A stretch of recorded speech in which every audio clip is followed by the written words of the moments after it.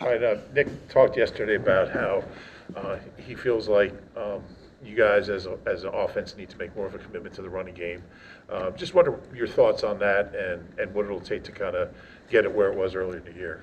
Yeah, I mean, it always starts with being able to run the ball efficiently and effectively. We got to continue to do a better job at that.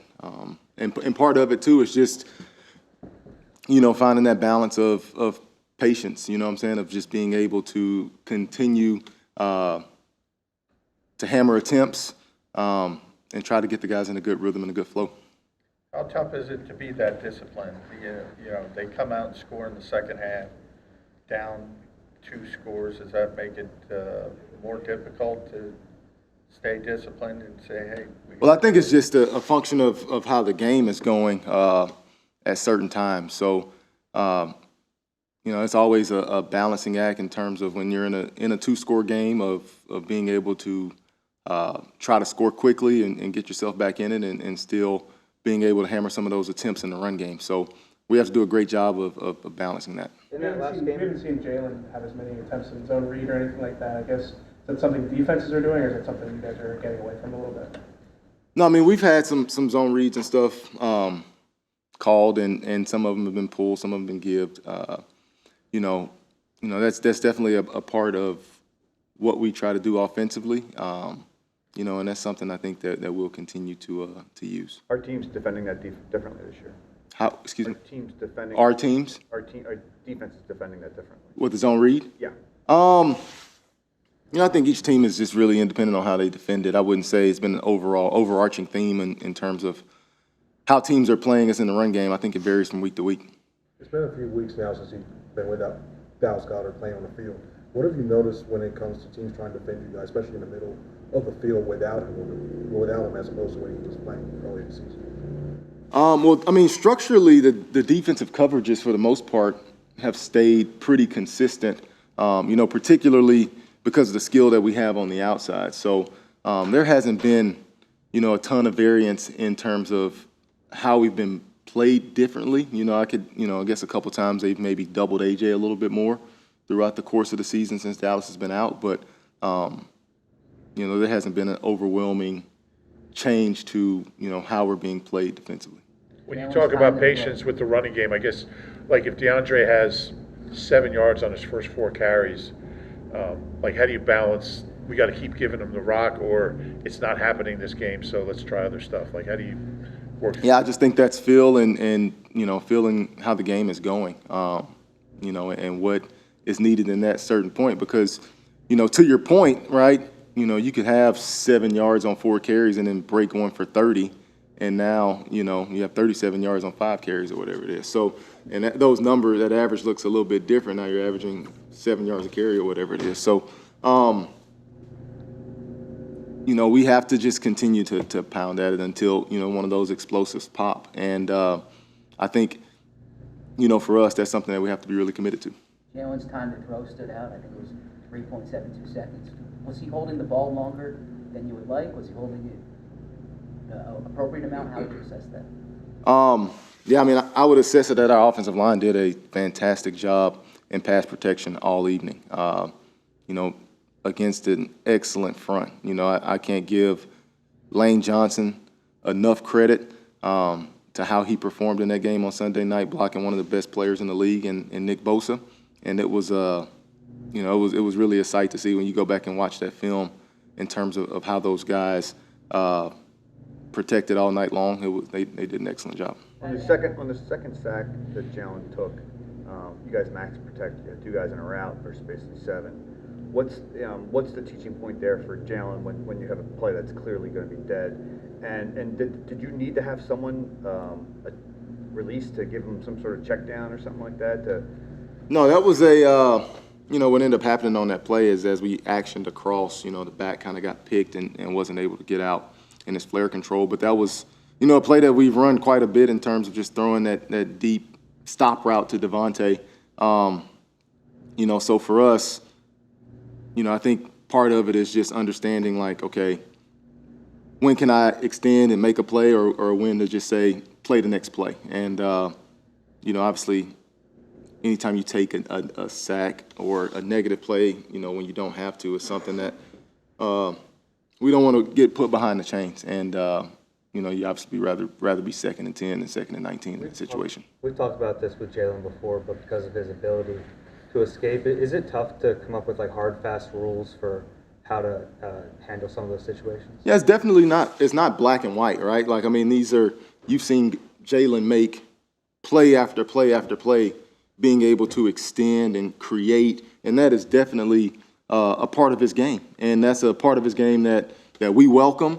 And that's what makes him who he is as a player in terms of being able to use this really unique skill set that he has that very few people have and create explosive plays for us offensively. So, you know, I think there's always some grade to that, right? And you know, it's our job to just continue to detail it out and coach it up. Going back to Zach's question, that ample amount of time to throw didn't necessarily lead to completions. What do you attribute that to? Yeah, I mean, you know, I think when we talk about just being able to activate our scramble rules, you know, and being able to, you know, make some plays down the field. So I think, you know, a couple of those times there were, you know, some opportunities for us, and you know, we didn't connect for a couple of different reasons, but, you know, that's something that we have to continue to improve upon.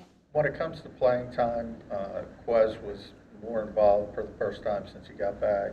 Alberto was more involved. Is that just how the game went? Was that part of the game plan? Yeah, I think it was really just how the game went. Those guys did a great job of being ready when their number was called.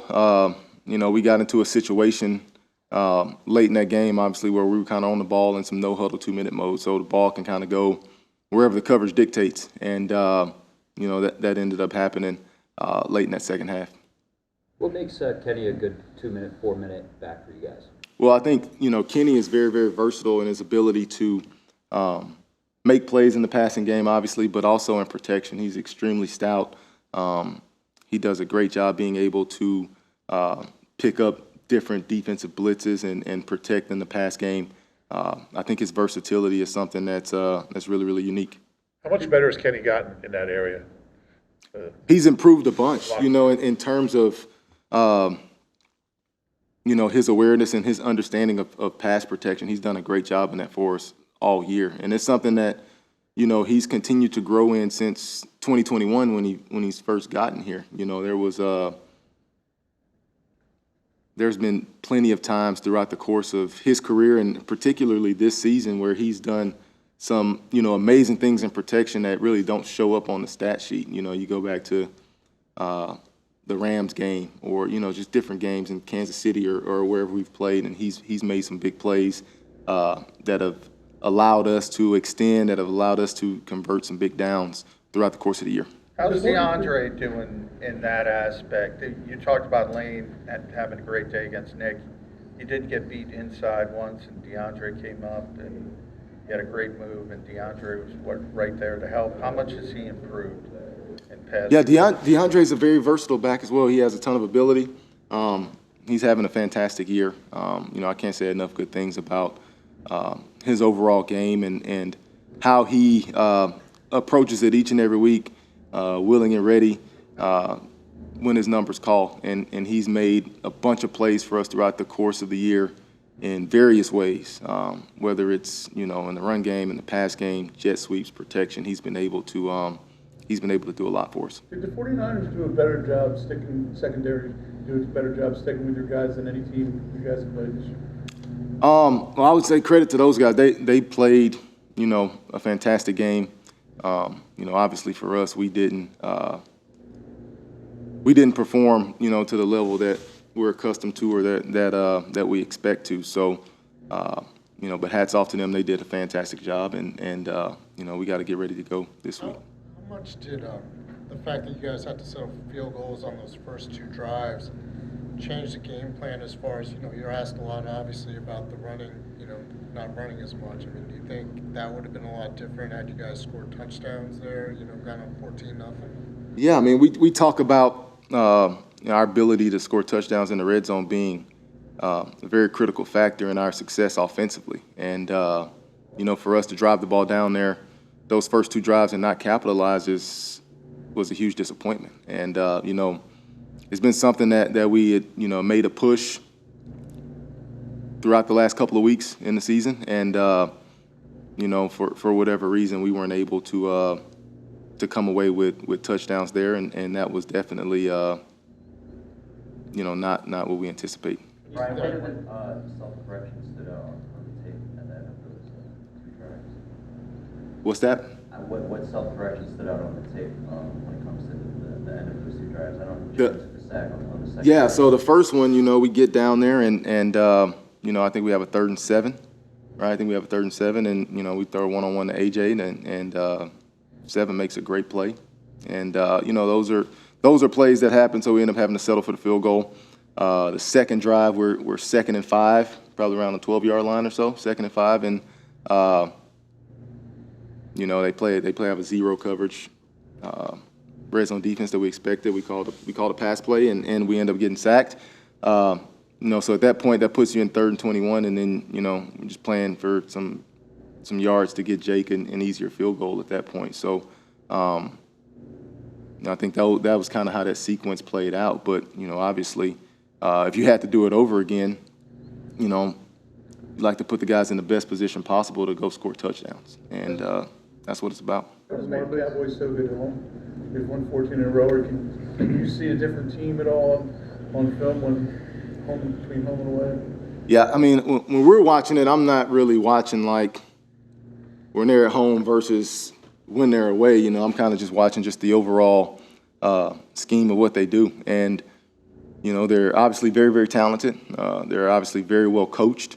You know, it's a big division game, and you know, there's a lot at stake. So I expect both teams' best effort, and you know, I know everybody's excited for a great contest on Sunday night. You mentioned activating the scramble drill. How much coaching goes into that in terms of when to do that and how to find space? I mean, that's something that we talk about a lot.